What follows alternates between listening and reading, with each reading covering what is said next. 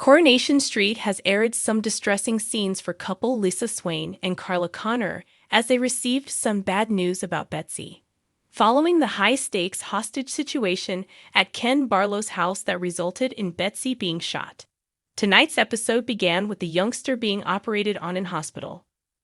Carla tried to reassure her things would be fine, but Lisa was concerned things were taking too long. Soon enough, a doctor turned up and revealed they managed to remove the bullet. But there were complications, and more tests would need to be run before a definitive answer. "We are potentially looking at a life-changing injury for Betsy," he ominously said. Ryan arrived and gave Carla even worse news. The doctors had caught Rob Donovan's sepsis, and he was expected to make a recovery. Carla fumed that it was unfair how Rob would likely get off scot-free again while Betsy wouldn't. Another big twist came shortly afterwards when Lisa revealed she was the one who fired the gun. More on that revelation here. After Betsy regained consciousness, the couple went to her bedside to talk to her. Carla covered for her other half, simply saying Rob's got a lot to answer for when explaining she'd been shot. The doctor returned and explained Betsy had suffered extensive nerve damage and, in the best scenario, would only lose sensation in her arm for a few weeks. If the worst-case scenario happened, the damage would never heal and she may never regain use of her arm. "Your mum'll be turning in her grave. I was supposed to protect you, and instead I've—" a tearful Lisa started to say, before Carla interrupted her to say she had done her best, as she's always done. Lisa didn't want to hear it and stormed out. She went to see Rob to cheer herself up by telling him he'd soon be back in prison and he'll never be getting out. He tried to goad her back, firstly by telling her Betsy would be safe if she hadn't hesitated making the shot, and secondly by stating that Carla is bad news. "How do I put this, eh?" he teased. "Everyone around her gets burned. Trouble loves her. She has this way of dragging everyone down around her. Me? Peter. You.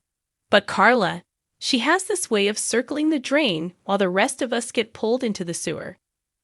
Lisa tried to act like she wasn't fazed by his words, but when she spoke to Carla later it was clear he had really gotten into her head. "It's yours and your brother's fault," she said. "I should have trusted my instincts.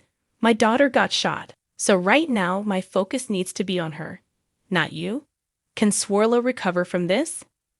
Just days ago, the Platts' cozy family dinner at Ken Barlow's home exploded into chaos when embittered ex-con Rob Donovan, recently released from prison, barged in, armed and desperate. His motives were murky, a twisted quest for revenge against those he blamed for his downfall. Viewers watched in disbelief as Rob's erratic behavior escalated into violence, culminating in a single fateful gunshot that struck 8-year-old Betsy in the arm. News of the shooting rippled across the street. Residents gathered at the Barlow's doorstep, phones in hand, waiting for any update. Gail Platt, Betsy's grandmother, was inconsolable, while Sarah Platt, Betsy's mother, raced from the factory, eyes red, to stand by her crying daughter in the hospital ward. It was a moment of collective crisis, one that reminded viewers why Coronation Street has long been praised for its portrayal of small-town solidarity in times of tragedy. Last night's episode opened on a tense note. Betsy lay in a hospital bed, bandaged and unconscious, as surgeons worked through the night. Carla Connor, ever the rock, put on a brave face. "She'll pull through," she told Lisa, her partner of nearly 2 years, who paced the corridor like a caged animal. But Lisa Swain, no stranger to difficult moments since her own turbulent past, was unnerved by the delay. "Why is this taking so long?" she whispered in a panic.